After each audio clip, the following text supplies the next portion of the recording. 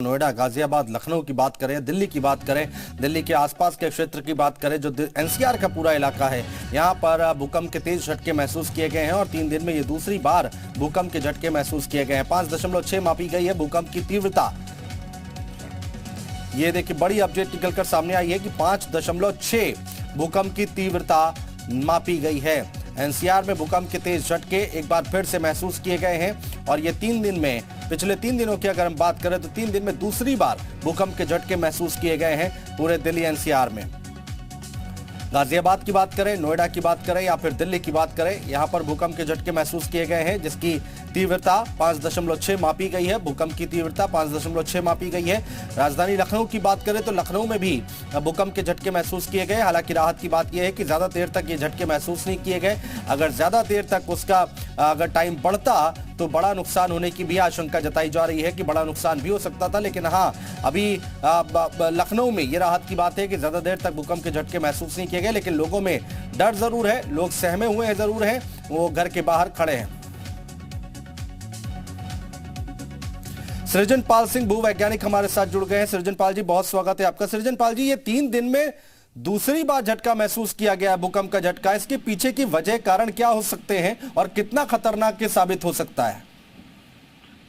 बार बार earthquake जो आ रहे हैं, ऑब्वियसली ये एक चिंता का विषय है, क्योंकि जो हमें सबको पता है कि जो भारत है हमारा, जो स्पेशली जो उत्तरी भारत है, वहाँ पे बहुत सारी ऐसी फॉल्ट जोन्स हैं, ऐसी टेक्टोनिक प्लेट्स हैं जहाँ पे हाई ग्रेड ऑफ भूकंप आने की संभावनाएं बनी रहती है और आता भी रहता है। तो भूकंप आपने देखा होगा उत्तरी भारत में 2 तरफ से आता है। एक आता है कश्मीर की तरफ से, नॉर्थ की साइड से, और एक आता है नेपाल की साइड से। अब ऐसा इसलिए होता है क्योंकि दोनों ही जगह टेक्टोनिक जो प्लेट्स हैं, जो धरती प्लेट्स में एक समझ लीजिए प्लेट के ऊपर प्लेट के ऊपर प्लेट की तरह एडजस्टेड होती है, और जब वो प्लेट आपस में खिसकती हैं तो जो एनर्जी रिलीज होती है उसको हम अर्थक्वेक के रूप में महसूस करते हैं। जब बार बार अर्थक्वेक आ रहा है लगातार, तो उसके 2 कारण हो सकते हैं। पहला तो ये, जो कुछ लोग कहते हैं कि कई बार आफ्टर शॉक्स या प्री शॉक्स एक बड़े अर्थक्वेक आने का भी एक इंडिकेशन दे सकते हैं। दूसरा तरीका ये भी हो सकता है कि जब बार बार छोटे छोटे अर्थक्वेक आते हैं तो कभी जो बड़ा अर्थक्वेक होता है वो नहीं आता है, क्योंकि वो जो एनर्जी है वो उसी में डिसिपेट हो जाती है।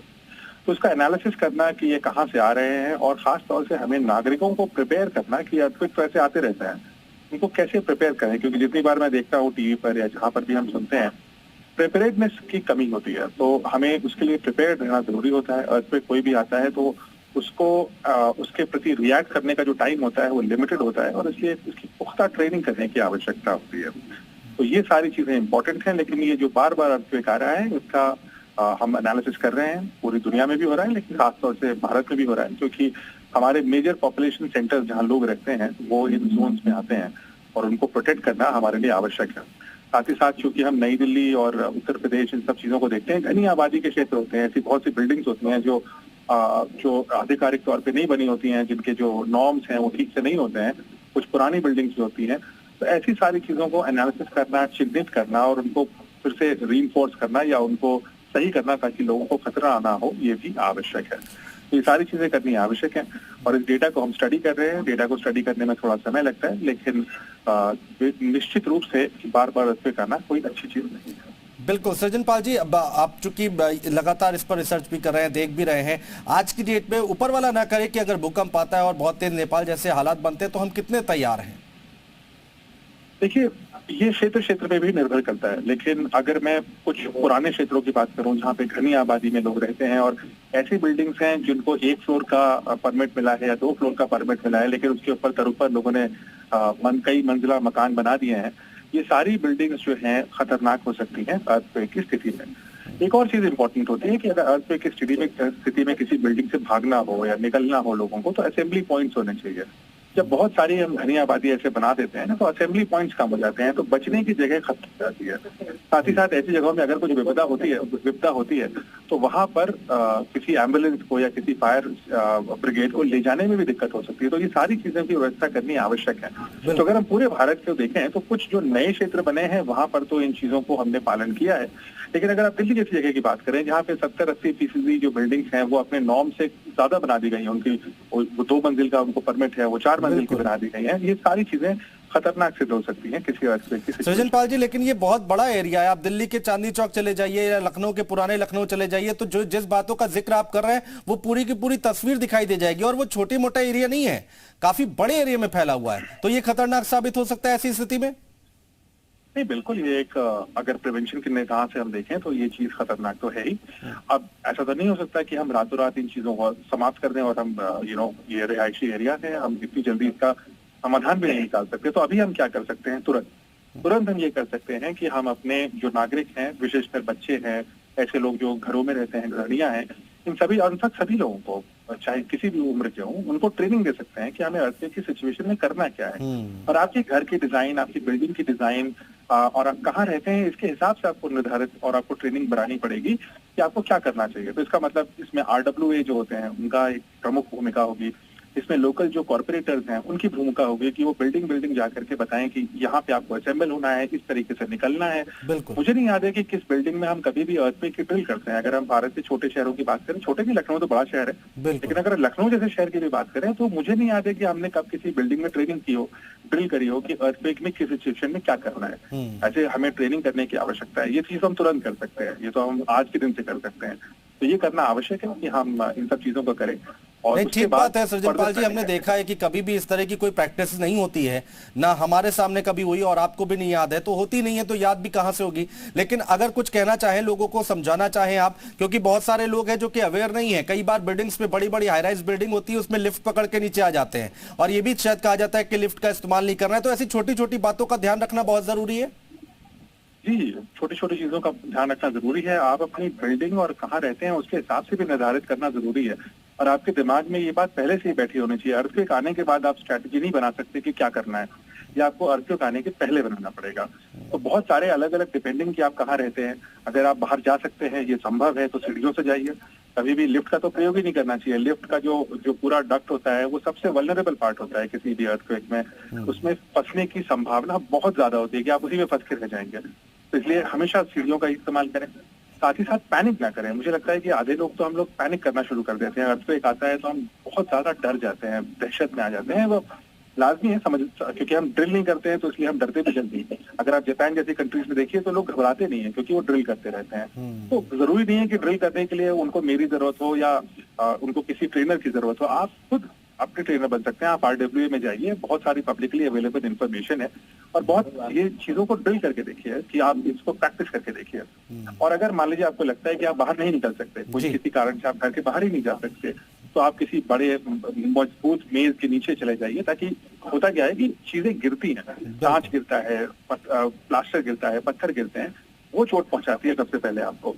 तो इसलिए जो है, इसलिए सबसे पहले आप अपने आप को बचाव करना सीखिए कि इमीडिएटली बचाव क्या करना है। तो उसके लिए आपको किसी बड़ी मेज या किसी बड़े बेड जिसके ऊपर आप सेफ रहे, वो कोलैप्स ना करे, आप उसके नीचे चले जाइए। बट ये पार्ट 2 है, अगर आप निकल सकते हैं तो वो बेस्ट है। बिल्कुल। तो इस तरह से आपकी मल्टी स्टेज प्रणाली होती है जिसमें आप अपने आप को बचा सकते हैं। बिल्कुल।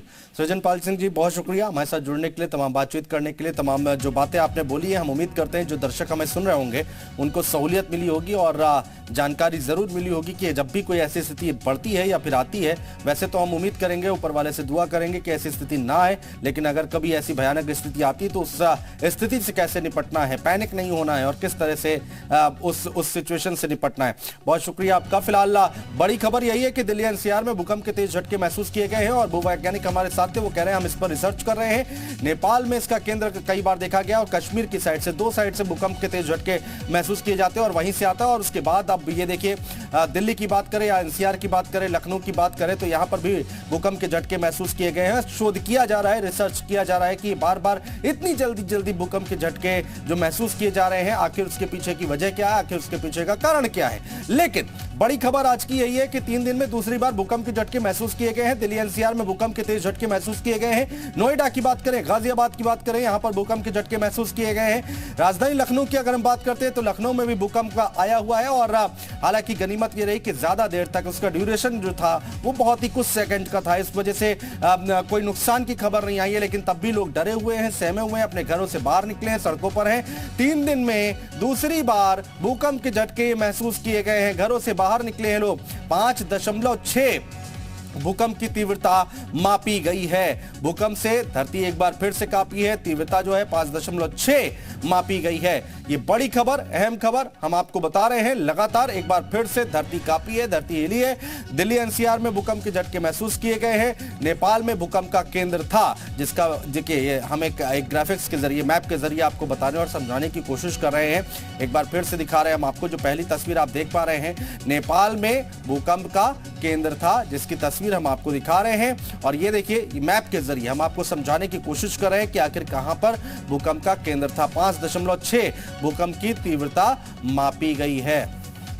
एक बार फिर से धरती कांपी है। बार बार भूकंप क्यों आ रहे हैं, इस पर शोध किया जा रहा है, इस पर रिसर्च की जा रही है, लेकिन केंद्र नेपाल था। तो ये बड़ी खबर, अहम खबर लगातार हम आपको बता रहे हैं।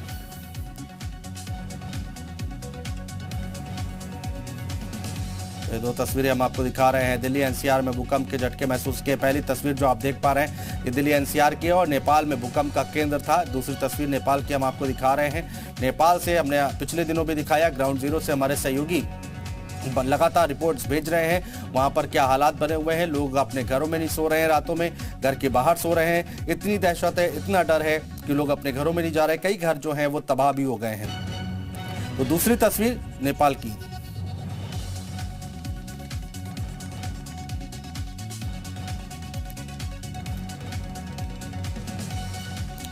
तो पहली तस्वीर आप देखिए, दिल्ली एनसीआर में भूकंप के तेज झटके महसूस किए गए हैं। नेपाल में भूकंप का केंद्र। दूसरी तस्वीर हम आपको दिखा रहे हैं और 3 दिन में ये दूसरी बार भूकंप के झटके महसूस किए गए। इससे पहले भी नेपाल केंद्र था और आज भी नेपाल केंद्र है और वहां पर भारी तबाही भी देखने को हमें मिली थी। पहली तस्वीर दिल्ली एनसीआर में भूकंप के तेज झटके और दूसरी तस्वीर नेपाल भूकंप का केंद्र। सवाल यहां पर यही उठता है बार बार कि आखिर क्यों बार बार भूकंप के झटके महसूस किए जा रहे हैं।